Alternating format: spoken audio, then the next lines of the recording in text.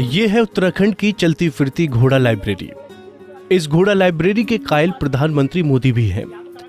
इस लाइब्रेरी के बारे में प्रधानमंत्री मोदी ने अपने मन की बात कार्यक्रम में जिक्र किया तो वो एक बार फिर चर्चाओं में आ गई। प्रधानमंत्री मोदी ने मन की बात कार्यक्रम में नैनीताल की घोड़ा लाइब्रेरी को खूब सराहा। पीएम मोदी ने इस अनोखी लाइब्रेरी का जिक्र करते हुए बताया कि दूरस्थ क्षेत्रों में कुछ युवा इस चलती फिरती लाइब्रेरी को संचालित कर रहे हैं, जो कि बिल्कुल निःशुल्क है। इसमें दुर्गम इलाकों के 12 गांव को कवर किया जा चुका है, जो कि बच्चों को खूब भा रही है।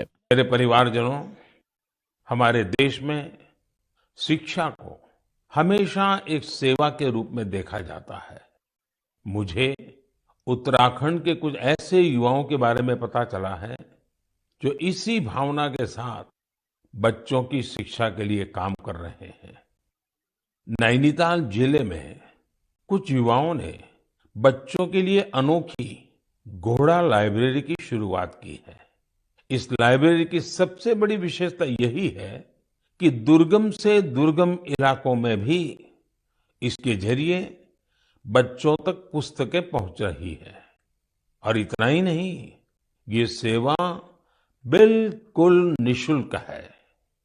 अब तक इसके माध्यम से नैनीताल के 12 गांवों को कवर किया गया है।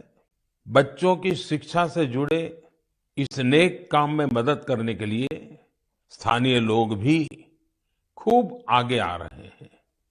इस घोड़ा लाइब्रेरी के जरिए ये प्रयास किया जा रहा है कि दूर दराज के गांवों में रहने वाले बच्चों को स्कूल की किताबों के अलावा कविताएं, कहानियां और नैतिक शिक्षा की किताबें भी पढ़ने का पूरा मौका मिले। ये अनोखी लाइब्रेरी बच्चों को भी खूब भा रही है। बता दें कि पहाड़ों में संसाधनों की कमी और स्कूलों में विपरीत परिस्थितियों की वजह से कई बार बच्चों को पढ़ने में परेशानियों का सामना करना पड़ता है। शहरों में जहां लाइब्रेरी के जरिए छात्रों को पढ़ाई करने में काफी मदद मिलती है, तो वहीं पहाड़ों में इस तरह की सुविधाएं मिलना काफी कठिन है। इसी को देखते हुए नैनीताल जिले के सुदूरवर्ती कोटाबाग विकासखंड के गांव के युवाओं ने एक ऐसी अनोखी पहल की है जिससे पहाड़ों के दूरस्थ क्षेत्रों में भी आसानी से किताबें उपलब्ध हो रही हैं। यहाँ पर कुछ युवाओं ने घोड़े की पीठ पर चलती फिरती लाइब्रेरी यानी कि घोड़ा लाइब्रेरी शुरू की है, जो कि गांव में पहुंचकर बच्चों को किताबी ज्ञान पूरा करवाने में मदद कर रही है।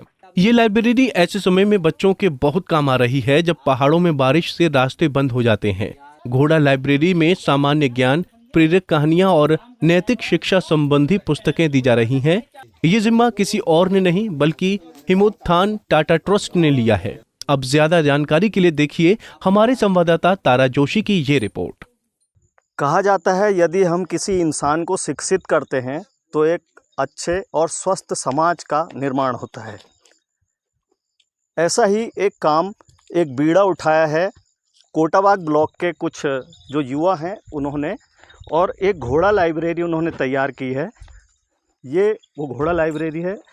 आप देखिए, इसमें कहानियों की किताबें हैं जो गांव-गांव जाकर, बहुत ही सुदूर ये वर्ती गांव हैं जहां पर बहुत ही दुर्गम इलाके जहां पर पहुंचना बड़ा मुश्किल होता है, यातायात की सुविधाएं बहुत कम हैं, और इस तरह से घोड़े के माध्यम से ये चलती फिरती एक लाइब्रेरी कथा कहानियों की किताबें बच्चों को अपनी ओर आकर्षित कर रही हैं। और छुट्टी के दिन ये घोड़ा लाइब्रेरी गांव-गांव जाकर बच्चों को ये कहानियों की जो किताबें हैं वो दी जाती हैं। बच्चे इसमें से बहुत कुछ सीखने को मिलता है। बच्चों को वो कहानियाँ पढ़ते हैं और इन किताबों से बहुत कुछ सीखते हैं, क्योंकि मोबाइल का ज़माना है, 21वीं सदी का हिंदुस्तान है और बच्चे नई नई टेक्नोलॉजी के साथ खेल रहे हैं।